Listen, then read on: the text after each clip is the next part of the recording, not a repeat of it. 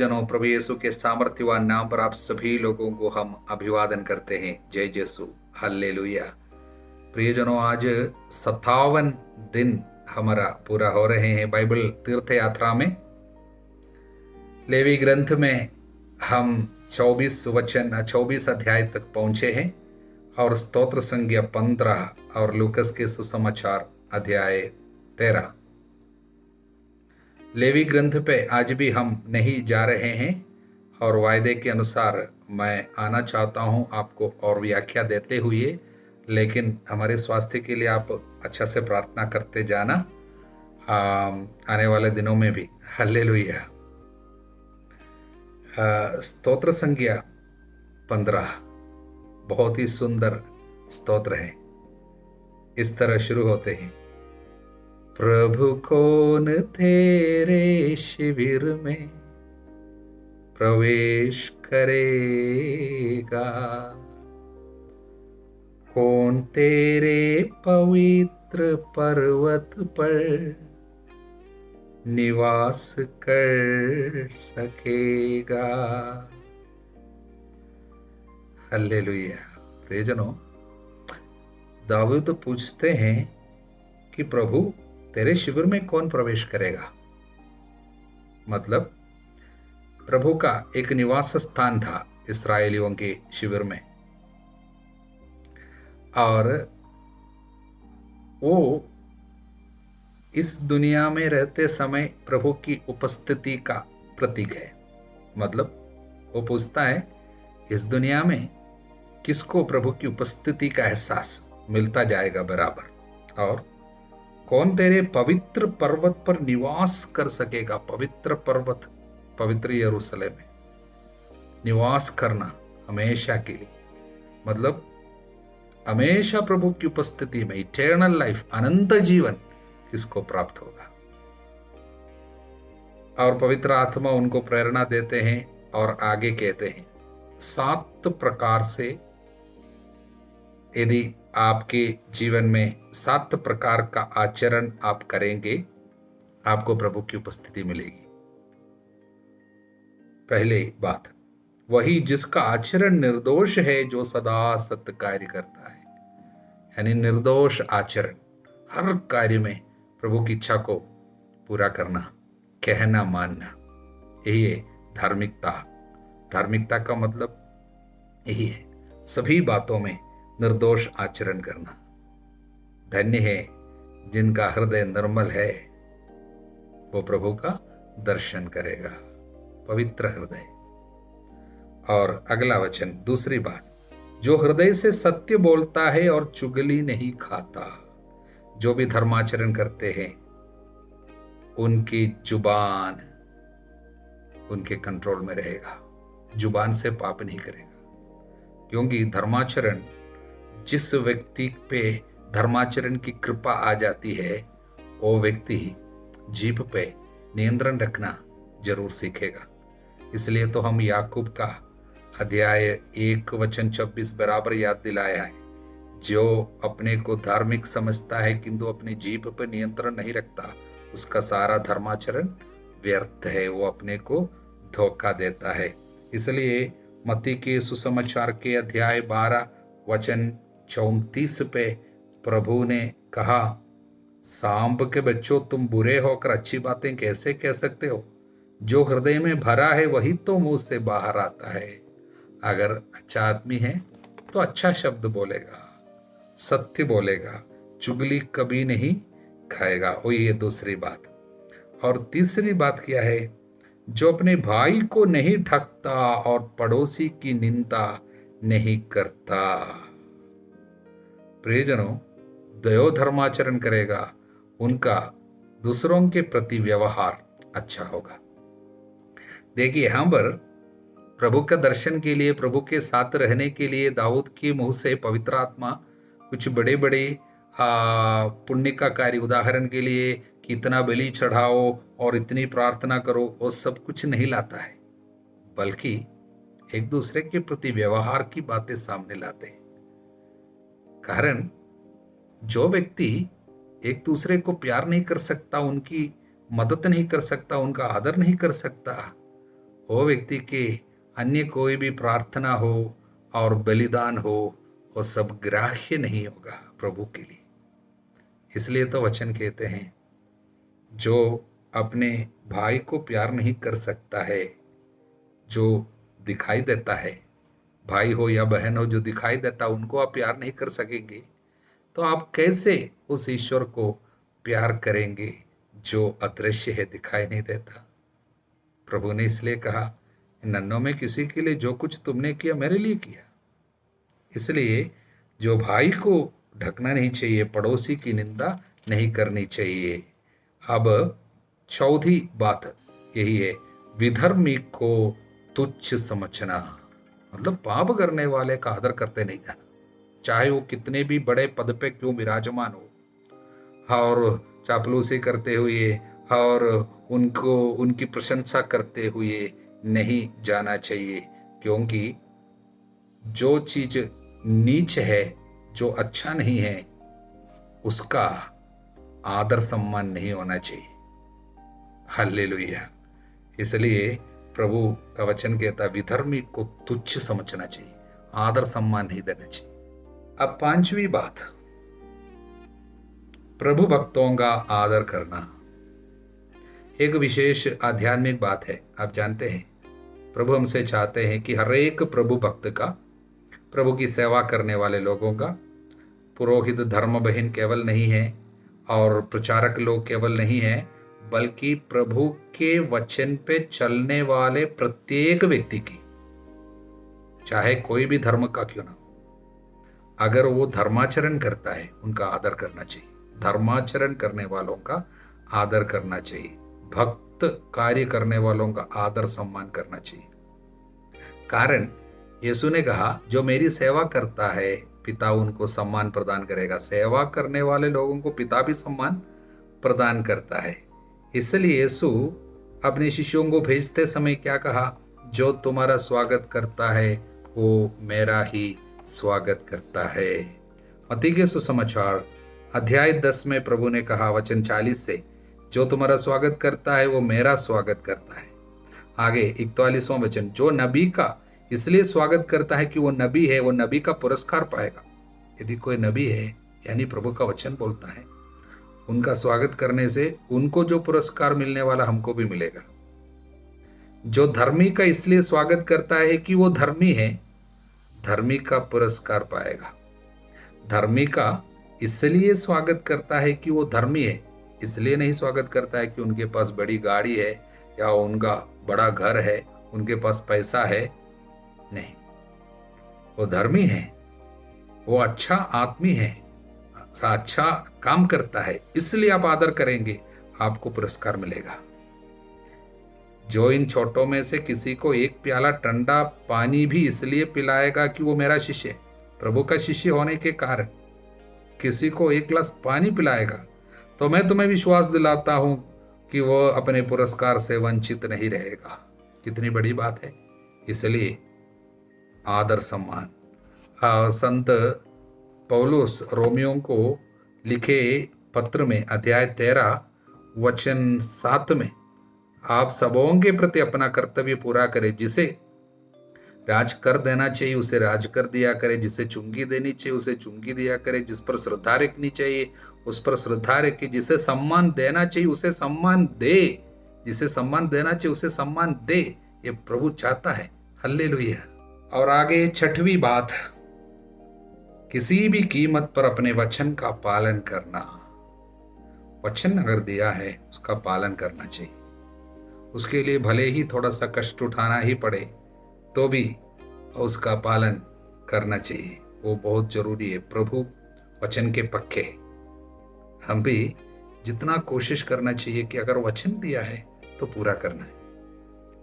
और अंतिम बात, सातवीं बात, उधार देकर ब्याज नहीं मांगता, निर्दोष के विरुद्ध घूस नहीं लेता। मतलब जो प्रभु के दर्शन में उपस्थिति में रहना चाहता है, उस व्यक्ति की आर्थिक स्थिति और उनकी पैसा से जुड़ी हुई बातों में उनका व्यवहार कैसा होना चाहिए, दाऊद के द्वारा पवित्र आत्मा बताते हैं।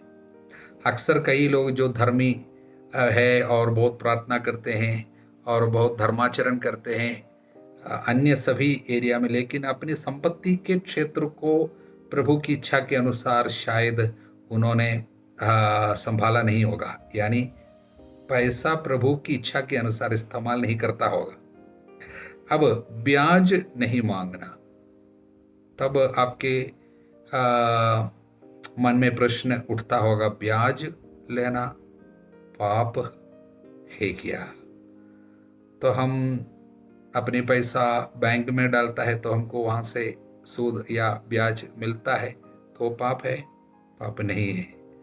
बाइबल ब्याज मांगना पाप है नहीं बोला है, लेकिन ब्याज किससे मांगते हैं, किस उद्देश्य के साथ मांगते हैं और किस प्रकार की भावना आपके अंदर है, पैसा के प्रति लालच के कारण या ब्याज लेता है या इस पे विशेष मतलब है।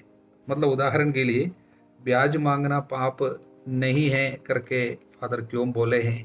क्योंकि बाइबल में ब्याज मांगने की अनुमति भी दी है। उदाहरण के लिए प्रभु अशरफियों का दृष्टांत जो मत्ती के सुसमाचार के 25 में बोला, वहां पर 27वां वचन में उस आलसी सेवक को भटकारते समय प्रभु कहता है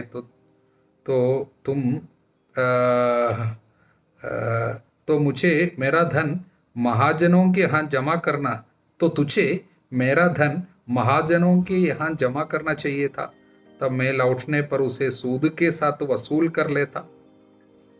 मतलब भले ही उसका आध्यात्मिक अर्थ दूसरा है, फिर भी प्रभु कहते हैं इस शब्द को इस्तेमाल करते हैं कि महाजनों के पास मेरा पैसा डाल सकता था, सूद के साथ में इसको लौटा ले सकता था। प्रभु कहता है इसका मतलब सूद लेने की अनुमति है। कब? उदाहरण के लिए विधि विवरण ग्रंथ के अध्याय 23 में वचन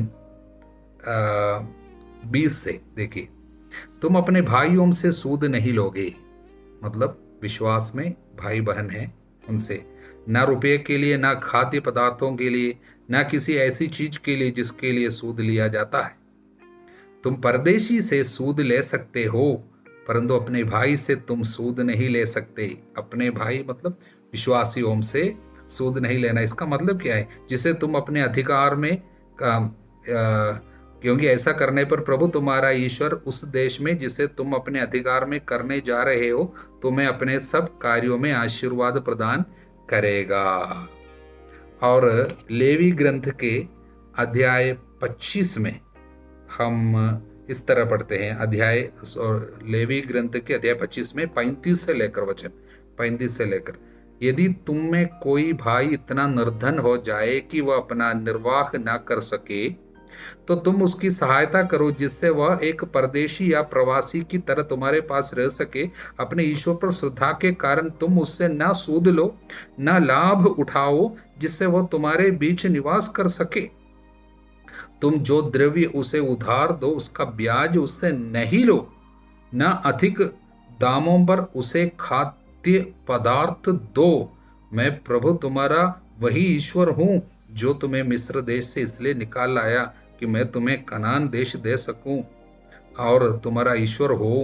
तो प्रभु क्या बताता है इन वचनों के द्वारा?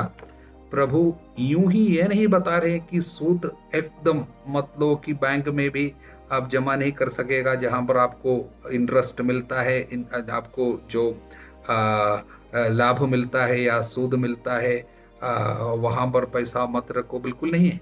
मतलब यही है, पैसा के प्रति लालच के कारण दूसरों के ऊपर आप कोई भी बोझ नहीं डालोगे। उदाहरण के लिए आपके संग रहने वाले लोग अगर जरूरत में आकर आपसे कुछ पैसा मांग रहे हैं, वो इसलिए ना मांग रहे कि वो पैसा लेके वो बिजनेस करे, वो इसलिए मांग रहे शायद अपनी बेटी की शादी करो, ये इसलिए मांग रहे कि उनके घर में कुछ घटना हुई, इसलिए मांग रहे कि वो कुछ खाना परिवार के लिए खरीदे, और उनको पैसा देकर आप यदि ब्याज मांगता हो आपके लिए खतरा है। लेकिन आप किसी को बिजनेस चलाने के लिए पैसा दे रहे हैं और उसमें उनको जब फायदा होगा उसमें से हमको भी उसका ब्याज अगर उसका सूद आपको मिल रहे हैं, उसमें कोई पाप नहीं है। इसलिए अंतरतम में जो जो भावना है, दया और करुणा और प्रभु के वचन पर चलने का आग्रह, वो सब होना जरूरी है। यदि आप पैसा के प्रति लालच में आके पैसा को प्यार करने लगता है, तब जाके आप सूद लेने के लिए केवल सोचकर पैसा बढ़ता है, वो आपके लिए पाप का कारण बनेगा। इसका मतलब यही है। हल्लेलुया। और ये 7 बातों को बताने के बाद अंत में क्या बोलता है? जो ऐसा आचरण करता है वो कभी विचलित नहीं होगा। मतलब वो स्थिर रहेगा, वो कभी विचलित नहीं होगा। हल्लेलुया। वो ना इस दुनिया में और ना आने वाले दुनिया में, मतलब हमारा जीवन पक्का होगा, प्रभु में दृढ़ होगा। इसलिए संत योहन के पहला पत्र अध्याय 2 में वचन 17, संसार और उसकी वासना समाप्त हो रही है, किंतु जो ईश्वर की इच्छा पूरी करता है वो युग युगों तक बना रहता है। वो ये स्थिर अटल रहेगा, बना रहेगा। कौन? जो प्रभु की इच्छा पूरी करता है। इसलिए प्रभु की इच्छा पूरी करने के लिए 7 प्रकार की बातें हमारे सामने ये स्तोत्र के द्वारा पवित्र आत्मा रख रहे हैं। हल्लेलुया। लूकस के सुसमाचार के अध्याय 13 पर शुरू से वचन 1 से प्रभु एक बहुत सुंदर संदेश हमको देना चाहते हैं। सुनिए। उस समय कुछ लोग ईसा को उन गलीलियों के विषय में बताने आए जिनका रक्त पिलातुस ने उनके बलि पशुओं के रक्त में मिला दिया था। ये बहुत दुखद घटना हुई है। पिलातुस ने बलि चढ़ाने के लिए कुछ लोग आए, उनको वहीं पर मंदिर पे मारा था। तब वो घटना को जब कुछ लोगों ने प्रभु को बताया तो तुरंत प्रभु ने क्या बताया? क्या तुम समझते हो कि यह गलीली अन्य सब गलीलियों से अधिक पापी थे, इसलिए उन पर ही ऐसी विपत्ति पड़ी? मैं तुमसे कहता हूं ऐसा नहीं है, लेकिन यदि तुम पश्चाताप नहीं करोगे तो सब के सब उसी तरह नष्ट हो जाओगे। अथवा क्या तुम समझते हो कि सिलोआम की मीनार के गिरने से जो 18 व्यक्ति दबकर मर गए, वे यरूशलेम के सब निवासियों से अधिक अपराधी थे? ऐसी एक घटना हुई थी उस समय। 18 लोग मर गए थे मीनार गिरने से। मैं तुमसे कहता हूं ऐसा नहीं है, यदि तुम पश्चाताप नहीं करोगे सबके सब उसी तरह नष्ट हो जाओगे। संदेश प्रभु क्या देता है? आज भी जब भी कुछ दुखद घटना, कुछ खराब संदेश आपको सुनने को मिलता, उदाहरण के लिए कोई दुर्घटना होगी, कोई मर गया, या किसी व्यक्ति मारा गया, या बीमार होकर मर गया, या अभी जो महामारी है, ये महामारी पे कोरोना के चलते अनेक लोग मरते जा रहे हैं। जब आपको ऐसी खबर मिलते हैं, कभी ऐसा नहीं बोलना, नहीं सोचना कि उन लोग सब पापी थे, हमसे भी बड़ा पाप किया इसलिए वो मर गया। दुर्घटना में मैं बच गया, वो मर गया, इसका मतलब ये नहीं है कि वो बड़ा पापी था आपसे। फिर तुरंत जब भी कोई दुखद घटना, कोई भी विपत्ति आपके सामने होती है या सुनते हो आप, या ऐसा समाचार आपको सुनने को मिला है, तुरंत आपको क्या बोलना है? प्रभु, मैं पापी हूं, मुझे आप एक और मौका दिया है जीने के लिए। मैं उस विपत्ति में मर नहीं गया, मैं आज बीमारी में नहीं मरा, मुझे आप एक और मौका दे रहे हैं। आप कितना मुझे प्यार करते हैं, मुझे एक और मौका दे रहे हैं। इसलिए नहीं कि मैं पुण्य करता हूं कि मैं नहीं मरा, मैं ऐसा नहीं हूं कि उन लोगों से ज्यादा मैंने कोई पुण्य नहीं किया, मैं तो बड़ा पापी हूं, फिर भी आपने मुझे मौका दिया है पश्चाताप करने के लिए। शायद मैं आज मर गया होता तो मेरी आत्मा नष्ट होती, उन लोगों की जगह में शायद मुझे मरना था, लेकिन आपने मुझे और एक मौका दिया जिससे मैं पश्चाताप करूं। यदि मैं पश्चाताप नहीं करूंगा, मैं मर जाऊंगा, मैं नष्ट हो जाऊंगा। इसलिए हर एक महामारी, हर एक परेशानी इस बात को याद दिलाते हैं कि हमें पश्चाताप करना चाहिए। प्रियजनों, हर एक दुख की घटना पश्चाताप करने का निमंत्रण लेके आते हैं। यदि हम पश्चाताप नहीं करेंगे, हम नष्ट हो जाएंगे। प्रियजनों, कभी भी दूसरों पे दोष नहीं लगाए कि वो कभी भी मन में ही भी नहीं सोचे कि वो बड़ा पाप किया था इसलिए मर गया, बल्कि हम लोगों को चाहिए कि हम पछतावा करें। इसलिए पुराने विधान में अनेक लोगों के ऊपर विपत्ति आई है, उसकी बातें उनकी व्याख्या देते हुए संत पौलुस क्या बताते हैं कि पुराने विधान में ऐसा लिखा है, ऐसा कई लोग मर गया इस्राएलियों में, हमारे पूर्वजों में कितने लोग, कई लोग रास्ते में मर गया। उनकी बातें बताते हुए संत पौलुस बताते हैं, कुरिन्थियों का पहला पत्र अध्याय 10 वचन 11, ये सब दृष्टांत के रूप में उन पर बीता, हमें चेतावनी देने के लिए लिखा गया है। क्योंकि उन लोग कुछ बुनबुनाए और वो विनाशक दूत ने उनको नष्ट किया, ये सब लिखा गया। और ये लिखने के बाद क्या बोलते हैं, उनके ऊपर जो सब दृष्टांत के रूप में उन पर बीतता, हमें चेतावनी देने के लिए लिखा गया है कि जो युग के अंत में विद्यमान है, हम सब हमारे ऊपर विपत्ति आएगी, इसलिए हमें पश्चाताप करनी चाहिए। इसलिए प्रियजनों, प्रभु हमको पश्चाताप के लिए आमंत्रित करते हैं।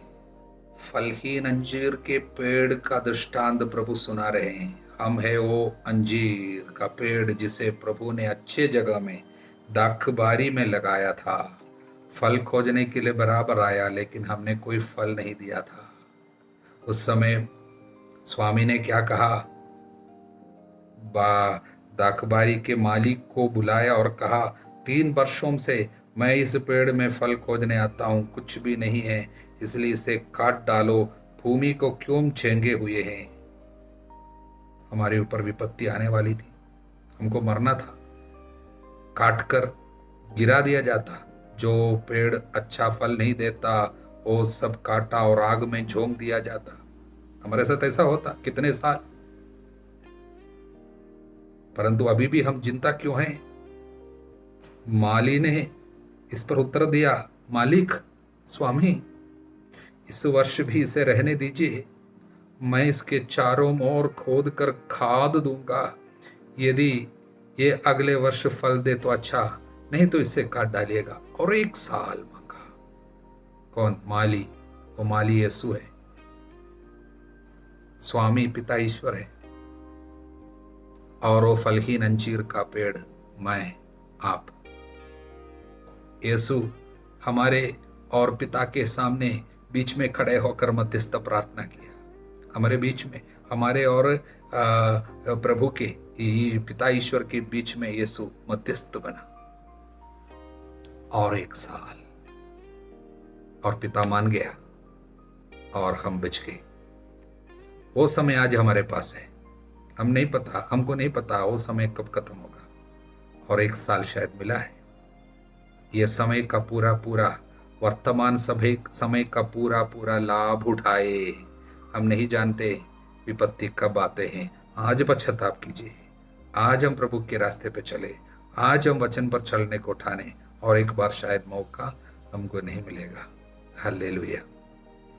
आगे प्रियजनों, एक दुर्बल स्त्री को प्रभु स्वास्थ्य लाभ देता है, जो 18 साल से, देखिए 18 साल आया था अभी, 18 लोगों को मीनार गिरने से मार डाला था। हर विपत्ति के पीछे शत्रु का कुछ हाथ तो है, ऐसा है। यहाँ पर 18 साल से ये बीमार था। प्रभु उनके विषय में क्या कहता है, देखो, शैतान ने स्त्री, प्रभु की इस बेटी या इब्राहिम की इस बेटी को 18 वर्षों से बांध कर रखा था। उस बीमारी को प्रभु ऐसा बोलता, 18 साल से शैतान बांधा था, और बीमारी के पीछे भी शत्रु का हाथ हो सकता है। और प्रभु ने उस स्त्री को चंगा किया। साबत के दिन था, मतलब विश्राम दिवस का दिन था। विश्राम दिवस के दिन में इस तरह का कार्य करना मना था, लेकिन प्रभु ने नियम को तोड़ा जानबूझ के, ये बताने के लिए हर एक नियम के पीछे एक आत्मा होती है। वो आत्मा क्या है? दया, करुणा, प्यार की आत्मा है। जब वो आत्मा चला जाता है, नियम का पालन करने से कोई मतलब नहीं। वास्तव में जब प्रभु ने ये कार्य किया, तब अनेक लोग नाराज हो गया। फारिसी, शास्त्री और सभागृह के अधिकारी वे सब नियम के पीछे पीछे पड़े रहने वाले लोग थे। वास्तव में शैतान ने उनको नियम में बांध कर रखा था। प्रभु उनको भी खोलना चाहता था, बचाना चाहता था, लेकिन कुछ लोग माने नहीं। कुछ लोग क्या है कि केवल कुछ नियम में फंसा रहता है। आज के जमाने में भी ऐसे लोग हैं, चर्च में जाएगा, बड़ा प्रार्थना सब करेगा, मिसा बलिदान में भक्ति से भाग लेगा, रोसरी सब करेगा, सब करता है, लेकिन प्यार नहीं है, दया नहीं है, दूसरों पे तरस नहीं खाता, उनके बारे में सोचता नहीं है, बीमार व्यक्ति को देख के दया नहीं होती है, लेकिन बड़ी प्रार्थना करते हैं। वो सब व्यर्थ है, बेकार है। हम भी बांधे हुए हैं इस तरह की भक्ति पे, जिसके वास्तविक अर्थ जो है वो दया है। इसलिए प्रभु ने कहा, मैं बलिदान नहीं, दया चाहता हूं। जब तक दूसरों पे हमें तरस नहीं होती है, हमारी प्रार्थना का कोई महत्व नहीं है। हालेलुया। प्रियजनों, इस पूरे अध्याय में प्रभु हमको सचेत कर रहे हैं, जागते रहने के लिए, तैयार रहने के लिए, क्योंकि हम नहीं जानते हैं कब हमारा समय आएगा, कब हमारे ऊपर विपत्ति आएगी। इसलिए मुक्ति की कठिनता के बारे में प्रभु समझाते हैं। प्रभु कहते हैं, संकरे द्वार से प्रवेश करना है, हमको त्याग तपस्या का जीवन बिताना है। दुनिया में सारे लोग जिस रास्ते से चलते हैं, उस रास्ते के पीछे, उस रास्ते में लोगों के पीछे पीछे नहीं चलना। प्रभु ने जो रास्ता दिखाया, उस रास्ते पे चलना, भले ही मुश्किल है, कठिन है, फिर भी प्रभु साथ देता है, मदद करता है, और प्रभु के साथ हम सब कुछ करने में समर्थ है। इसलिए प्रियजनों, बड़े आग्रह के साथ धार्मिकता के रास्ते पे, पवित्रता के रास्ते पे चलने को हम ठाने, और वचन के रास्ते पे चलने को हम ठाने। आलसीपन में, वासना में, क्रोध, गुस्सा और ईर्ष्या और पैसा के प्रति लालच, इन बातों में हम न फंसे। हमारे प्रभु यीशु मसीह की कृपा, ईश्वर का प्रेम, पवित्र आत्मा का साहचर्य सभी लोगों को प्राप्त हो अब सदा सर्वदा अनंत काल तक। आमीन। जय यीशु।